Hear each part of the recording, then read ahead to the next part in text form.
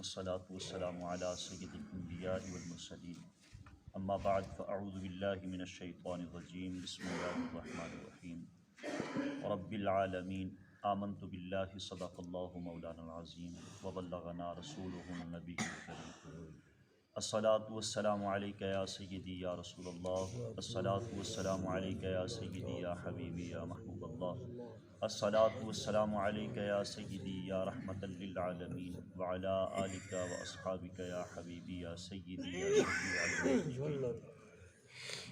اللہ تبارک و تعالیٰ کی لا تعداد بے شمار حمد و ثنا کے بعد درود و سلام کا نذرانہ حضور تاجدار مدینہ سرور قلب و سینہ فیض گنجینہ صلی اللہ تعالیٰ علیہ وآلہ وسلم کی بارگاہ میں میرے واجب القدر بزرگوں اور دوستوں نوجوان ساتھیوں، لفظ رب العالمین کی تھوڑی سی تفسیر کچھ حصہ رہتا تھا، وہ آپ کی گوش گزار کرنا ہے اور چند ایک ضروری مسائل جو اس لفظ کے زیر تحت ہمیں ملے ہیں، جو قیمتی موتی علماء کرام کے توسل کے ساتھ ہماری جھولی میں اللہ تبارک و تعالیٰ نے ڈالے ہیں، وہ قیمتی موتی جو ہیں وہ آپ کی گوش گزار کرنے ہیں، اس تمنا اور اس آرزو کے ساتھ کہ خالق کائنات زبان پر حق جاری فرمائے اور ہم سب کو سن کر عمل کی توفیق عطا فرمائے۔ میرے عزیز محترم، عیسائی لوگ جو ہیں ان کا یہ دعویٰ ہے، ان کا یہ ماننا ہے، وہ رب ذوالجلال کے لیے ابن کا لفظ استعمال کرتے ہیں۔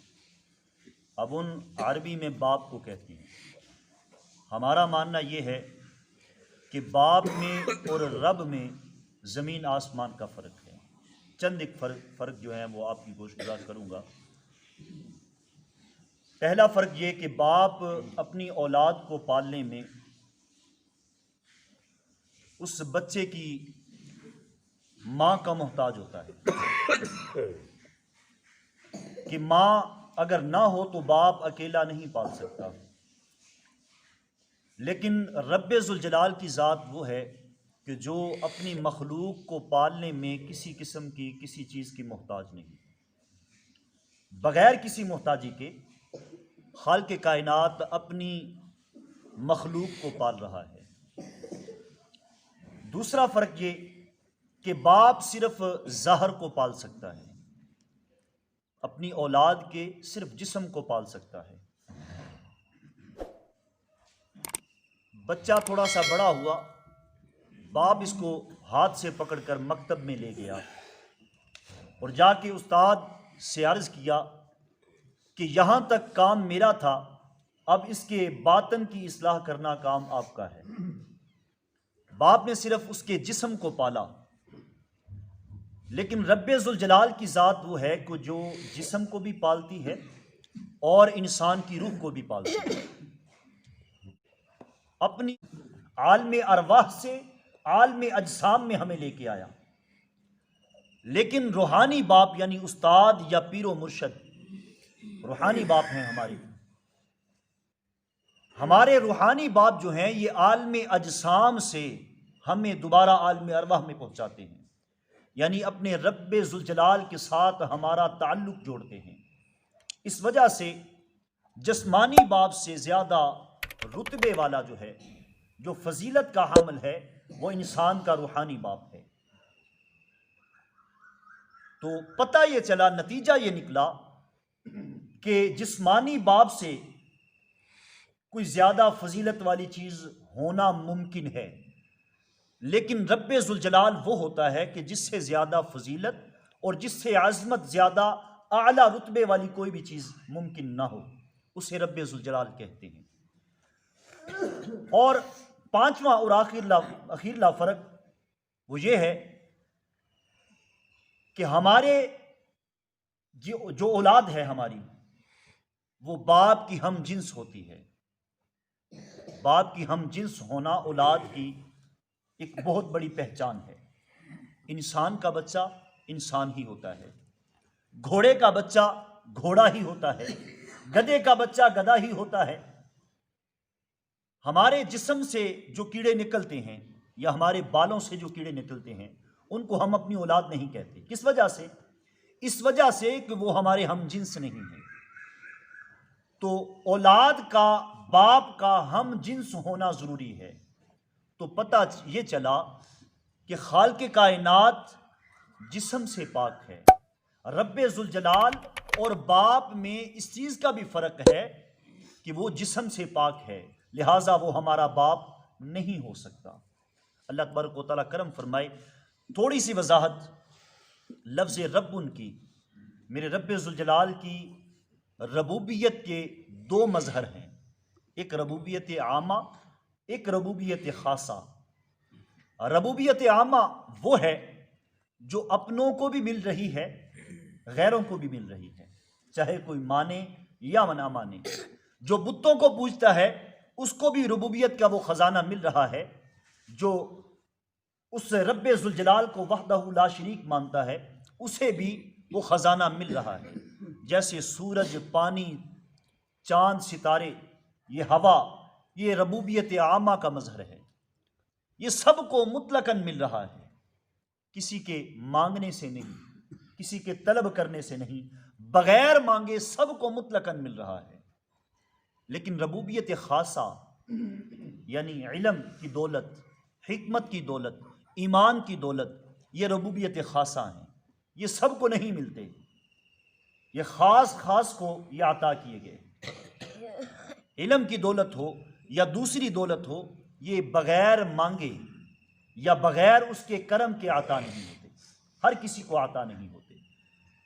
تو ربوبیت میں، ربوبیت عامہ اور خاصہ میں تھوڑی سی کمی محسوس ہوتی تھی کہ کوئی ایسی ذات بھی ہو کہ جس میں ہمیں ہر چیز کا فیض نصیب ہو جائے، کوئی ایسی ذات بھی ہونی چاہیے۔ تو اللہ تبارک و تعالیٰ نے جس میں ربوبیت عامہ کا بھی مظہر نظر آئے، ربوبیت خاصہ کا بھی مظہر نظر آئے، تو ایسی ذات خالق کائنات میں ایک ذات بنائی ہے جس کا نامی ہے محمد الرسول اللہ صلی اللہ تعالی علیہ وآلہ وسلم، جس نے ہمارے ظاہر کو بھی چمکا دیا اور ہمارے باطن کو بھی چمکا دیا، جس نے ہمیں انسانیت بھی سکھائی، جس نے ہمیں روحانیت بھی سکھائی۔ ہر طریقے کا علم، ہر طریقے کی حکمت، ہر طرح کا نور جو ہے وہ بارگاہ نبوت صلی اللہ علیہ وآلہ وسلم سے ہمیں نصیب ہو گیا۔ تو حضرت انسان کے لیے یہ خالق کائنات کا بہت بڑا احسان ہے۔ میں یہ عرض کرتا ہوتا ہوں کہ ہمارے جسم پر اتنے بال موجود نہیں کہ جتنے حضور صلی اللہ علیہ وآلہ وسلم کی صورت میں اللہ تبارک و تعالیٰ نے ہمارے اوپر احسانات فرمائے ہیں۔ تو جتنے احسانات کا ہم شکریہ ادا کریں، ہم حق کے شکر ادا نہیں کر سکتے۔ یہ غلط عقیدہ، یہ غلط سوچ ہے جو ہم ایک ناقص ہو کر، کم عقل ہو کر، کم علم ہو کر نبی کا مقابلہ کریں، یہ ہماری کم عقلی ہے۔ اللہ تبارک و تعالی ہدایت اور سمجھ کی توفیق عطا فرمائے۔ لفظ العالمین، اس کی تھوڑی سی وضاحت بھی کرنی ہے۔ عالمین عالم کی جمع ہے، عالم علم سے بنا جس کا معنی ہے نشانی۔ عالم دنیا و ما فیہا، اس کو عالم کیوں کہتے ہیں؟ اس وجہ سے عالم کہتے ہیں کہ یہ اللہ تعالیٰ کی قدرت کی نشانیاں ہیں۔ دنیا و ما فیہا، تفسیر روح البیان والے نے فرمایا کہ اللہ تعالیٰ کے پیدا کیے عالمین جو ہیں وہ 18,000 ہیں، جن میں سے ایک یہ ہے جو زمین و آسمان جس کو ہم دیکھ رہے ہیں۔ 18,000 عالمین ایسے اور بھی ہیں، عالم ارواح، عالم اجسام، کئی اقسام انہوں نے بیان فرمائے ہیں۔ 18,000 آپ نے فرمایا تفسیر روح البیان والوں نے کہ 18,000 عالمین ایسے اور بھی ہیں۔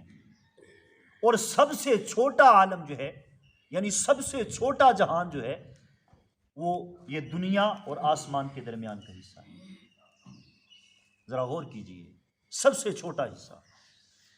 جنت کی وسعت یعنی اتنی بڑی ہے کہ زمین و آسمان اگر اس میں رکھ دیا جائے، زمین و آسمان کو اگر جنت میں رکھ دیا جائے تو ایسا معلوم ہو جیسے بہت بڑے صحرا میں چند کنکریاں پڑی ہیں۔ اللہ تعالیٰ کی کتنی بڑی قدرت ہے۔ اور جہنم کی گہرائی اتنی ہے کہ اگر ایک کنارے سے ایک کنکر پھینکا جائے، ایک پتھر پھینکا جائے تو 70 سال میں اس کی تہ تک پہنچتا ہے۔ حالانکہ وہی پتھر اگر آسمان سے پھینکا جائے تو 12 گھنٹوں سے بھی پیشتر، 12 گھنٹوں سے بھی کم وقت میں وہ زمین پر آ گرتا ہے۔ اب خود اندازہ لگائیے کہ جہنم کی گہرائی کتنی ہے۔ پھر تفسیر روح البیان والوں نے یہ بھی بیان فرمایا کہ یہ روئے زمین میں، یہ زمین کا یہ جو خطہ ہے، اس میں صرف حضرت انسان کی 125 اقسام ہیں۔ ذرا غور کیجیے، 125 اقسام حضرت انسان کی ہیں۔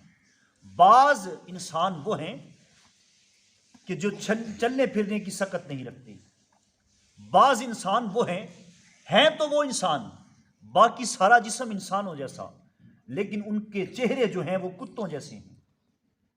بعض حضرت انسان ایسے بھی ہیں کہ جن کی آنکھیں چہرے پر نہیں سینے پر ہیں، ان کو دیکھ کر روح کانپ جاتی ہے، ان کو دیکھ کر انسان یہ سوچنے پر مجبور ہو جاتا ہے کہ روئے زمین کی تمام مخلوق کو تو ہمارے دماغ قبول نہیں کر سکتے، ہمارے دماغ جو ہیں وہ شک میں پڑ جاتے ہیں، غور و فکر میں پڑ جاتے ہیں، تو خالق کائنات کی دوسری کائنات جو ہے، دوسری مخلوق جو ہے، اتنی مخلوق ہے اس روئے زمین پر کہ ہم نے صرف چند تعداد میں مخلوق دیکھی ہے۔ اتنی کثیر میں جنگلوں میں مخلوق اللہ تبارک و تعالیٰ کی، یا صحراؤں میں مخلوق اللہ تعالیٰ کی اتنی کثیر تعداد میں ہے کہ جس کا شمار انسانی عقل میں نہیں آ سکتا۔ اللہ تبارک و تعالیٰ کی بارگاہ میں دعا ہے خالق کائنات چند معروضات، چند ملفوظات اپنی پاک بارگاہ میں قبول و منظور فرمائے۔ اللہ تبارک و تعالیٰ قرآن پاک کو صحیح طریقے کے ساتھ سمجھنے کی، سمجھ کر اس پر عمل کرنے کی بھی توفیق عطا فرمائے۔ آمین ثم آمین، وآخر دعوانا ان الحمد للہ۔